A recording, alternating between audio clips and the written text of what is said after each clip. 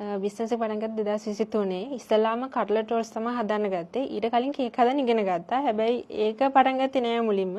ඊට පස්සේ කොහොම හරි අර කට්ලට් රෝල්ස් යන හින්දා ඊට පස්සේ මට හිතුණා දැන් කේක් එකක් කරන්න ඕනේ කියලා.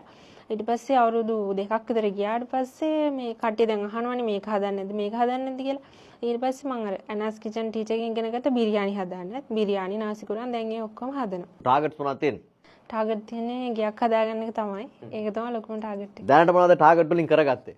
ඔයාගේ බිස්නස් එක නිසා. බයික් එකක් ගත්තා. ස්කූටර් එකක්. ඒතර ඒක තමයි අරගෙන යන්නේ. දැන් නුවරවට ඒව නම් මම අරගෙන යනවා. ඊට පස්සේ දැන් දුර පළාත් වලට නම් කුරියකින් යවනවා. සමහර අයිටම් විතරයි යවන්න පුළුවන්. ඒවා කුරියකින් යවනවා. ඩිෂි ෆුඩ්ස් බයි දිලු. ඉතින් ඔන්න අද ලහිරුට කියන්න අද අපි ස්ටාර්ට්අප්ස් වලට දෙන අවස්ථාව හම්බ වෙන්නේ මේ බිස්නස් එකට. ඉතින් ඔයාලට පුළුවන් ඔයාගේ chance එකක් ගන්න. හරි TV සහ ලහිරු මුදලිගේ social media වලට එන්න, මේවා බලන්න, subscribe කරලා නැත්නම් follow කරලා නැත්නම් follow කරන්න තොරතුරු වැඩිපුර තොරතුරු ඔයාලට දැනගන්න පුළුවන්. ඊළඟ අවස්ථාව හම්බ වෙන කෙනා ඔයා වෙන්න පුළුවන්. කොහොමද බිස්නස් එක පටන් ගත්ත කාලේ අදයි මොකද හිතෙන්නේ ඔයාලට? ගොඩක් සතුටුයි දැන් ඉන්න තැන ගැන. දැන් තව ඉගෙන ගන්නවා මම. මොනවද ඉගෙන ගන්න තව? තව ඉගෙන ගන්නවා පේස්ට්‍රි වර්ග. ඒවා හදන්න. එතකොට මට ඕනේ ඒවත් ඉස්සරහට කරගෙන යන්න තමයි. ඔයාගේ කෑම කාපු කට්ටිය මොකද කියන්නේ? ඒකවල දැන් කියන රසයි කියලා. කියන්නේ දැන් අද කවුරුරි කේක් එකක් ගත්ත කියන්නකො. එතකොට ඒක දැකලා ඒගොල්ලන්ගේම යාළුවෝ තව ඕඩර්ස් දෙනවා. දැන් මේ ළඟදිත් ආව ඩුබායි වලින් 50000ක් විතර ඒ ඕඩරේ මුළු වටිනාකම. ඒත් යාළුවා කේක් එක දැකලා ලස්සනින්ද තමයි මට ඒ ඕඩර් එක ආවේ. සාමාන්‍යයෙන් දැන් ඔයා හදපු ගණන්ම කේක් එක මොකද්ද? ගණන්ම කේක් එක 10000කට විතර කිට් වෙන කේක් එකක් හදුවා කිලෝ 3ක. ඒක තමයි ගණන්ම කේක් එක. කොහමද සාමාන්‍යයෙන් මාසෙට කේක් කීයකට ඕඩර්ස් එනවද? කේක් 25ක් විතර හදනවා. ඊට අමතරව බිරියානි සවන් තමයි ගොඩක්. බිරියානි සවනුත් යනවා. ඔව් ඒවත් කරනවා. වැඩිපුරම තියෙන බිරියානි සවන්ද කේක්ද විකිනෙන්නේ?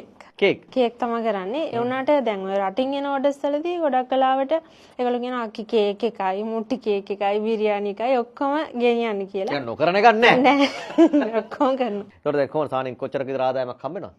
සාමාන්‍යයෙන් මාසෙට වෙනස් වෙනවා අයියේ. දල වශයෙන්? දල වශයෙන් 50කට විතර යන්න පුළුවන්. හැබැයි දැන් නැකත් දෙන මාසෙ තියෙනවානේ. එතකොට කොයි මාසෙද? ඒ කියන්නේ මාර්තු, ජනවාරි, අගෝස්තු, දෙසැම්බර් ඒ මාස වලට ලක්ෂයකට විතර යන්න පුළුවන්. මොකද නැකත් කාලේට ගොඩ කප් කේක් වලින් එහෙම ලොකු ආදායමක් එනවා. එතකොට නැකත් කාලේ වැඩිපුර යන්නේ කේක්ද? කේක් සහ කප් කේක්. කප් කේක්. ඔව්. සාමාන්‍යයෙන් මේ කප් කේක් මොනවද? වැනිලා කප් කේක්ද මොනවද? දෙකම හදනවා. වෙඩින් වලට නම් ගොඩක් අය මේ දැන් මම කියන්නේ හදනවා මිනි කප් කේක් කියලා. ඒකම රුපියල් මොකක්ද මිනි කප් කේක් කියන්නේ? මිනි කප් කේක් කියන්නේ දැන් සාමාන්‍ය කප් කේක් කියලා ලොකු එකක් 160ට වගේ යන්නේ දැන්. ඒ ගානට යන්න බැරි අයට අරක ගන්න පුළුවන් 70ට දෙන්නේ. හැබැයි ඉතින් වෙඩින් වලට ගන්නවා. මේක මිනි කප් කේක් එක. මේක වෙඩින් වලට එතකොට බර්ත්ඩේස් වලට ඕනම දෙයකට ගන්න පුළුවන්. මේක මේ තියනවා වගේ අපිට වෙඩින් එකේ තීම් එකක් තියෙනවා නම් ඒ තීම් එකට හරියන කලයක ගන්න පුළුවන්. ඒකට රිබන් එක, ටැග් එක. ඒක රිබන් එක අපි දාලා දෙනවා. ටැග් එක නම් කස්ටමර් අපිට දෙන්න ඕනේ. මේක එතකොට රුපියල් 70ක් වගේ ගොඩක් අඩු මුදලකට තමයි ගන්න පුළුවන්. මේක ලංකාවේ ඕනම තැනකට ඩෙලිවරි කරනවා. කිසිම ප්‍රශ්නයක් නැතුව ඔයගොල්ලන්ට ගන්න පුළුවන්. හරි දැන් බිස්නස් එක පටන් ගත්ත කාලේ ආපු මොනවද අභියෝග මොනවද ආවේ? ඩිලිවර් කරන එක තමයි ආපු අභියෝගේ. ඒ කියන්නේ සමහරවිට කේක් ඩැමේජ් වෙනවා අරම කියන්නේ බස් එකේනේ ගෙනියන්නේ එතකොට මුල් කාලේ. ඔයාද අරන් ගියේ? ඔව් බස් එකේ අරන් යන්නේ. ඊට පස්සේ මම අර ඉකෝ බෑග්ස් සූරි ඉකෝ බෑග්ස් එක මේ ප්‍රෝග්‍රෑම් එකට ආවනේ. ආවා. ඒ අක්කගෙම තමයි බෑග් මහාගත්තේ. ඉතින් ඒ හින්දා ඒ ප්‍රශ්නේ විසඳුණා. දැන් ඒ ප්‍රශ්නත් උත්තර තියෙනවා. ඉතින් මොනවද දැන් ඔයාට තරුණියක් හැට ගෑල්ලම හැට මොකද හිතෙන්නේ අද කොයිතරම් සතුටුද ඉන්න තැන ගැන? ගොඩක් සතුටුයි. ඉතින් දැන් මේ අවස්ථාවත් හම්බුනේ ඒ හින්දා. ඉතින් හිතපු නැති විදියට වෙනස් වුණා.